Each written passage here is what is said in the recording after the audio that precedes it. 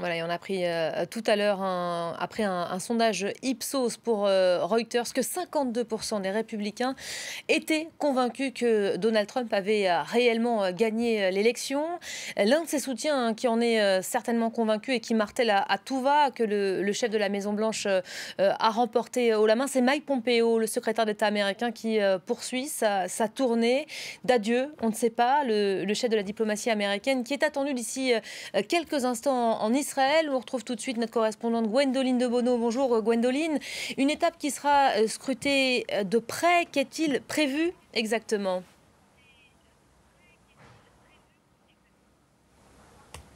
Oui, effectivement. Alors, Mike Pompeo, il arrive en Israël pour une visite de 3 jours.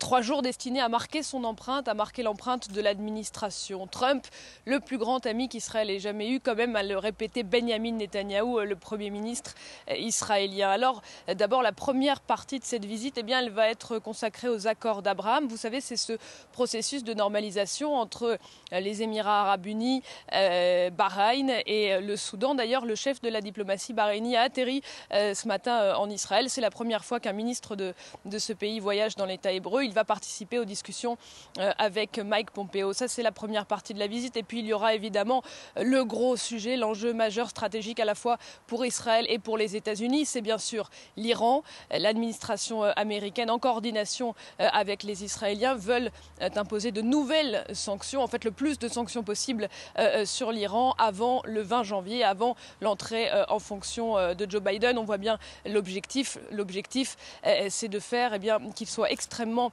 difficile pour Joe Biden de revenir dans l'accord sur le nucléaire iranien, de réduire au maximum sa marge de manœuvre.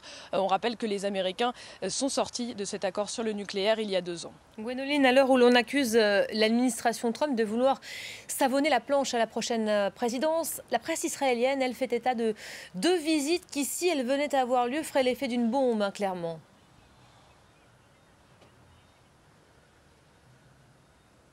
Oui, selon la presse israélienne, Mike Pompeo devrait se rendre dans une colonie israélienne en Cisjordanie. Effectivement, ce serait absolument sans précédent.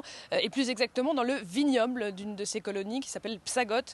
En fait, le gérant de ce vignoble avait sorti une cuvée de vin rouge nommée Pompeo pour remercier le secrétaire d'État américain. À l'époque, il avait perdu une bataille juridique contre l'Union européenne sur l'étiquetage de ces vins. Et le secrétaire d'État Mike Pompeo avait alors déclaré qu'au regard du droit international, eh bien, ce n'était pas forcément contraire que des civils israéliens s'installent dans des colonies de Cisjordanie. Donc il y a cette première visite annoncée par la presse israélienne qui serait évidemment une rupture totale avec la tradition diplomatique américaine. Et puis une deuxième visite sur le plateau du Golan annexé par les Israéliens en 1967. Donald Trump a reconnu la souveraineté d'Israël sur le plateau du Golan. Et bien Mike Pompeo pourrait être le premier secrétaire d'État américain à s'y rendre, avec toujours cette idée qu'il soit difficile pour le successeur de Donald Trump, pour Joe Biden, de revenir sur ce fait accompli. Merci beaucoup Gwendoline de Bono en direct de Jérusalem. On aura l'occasion de revenir à ce sujet.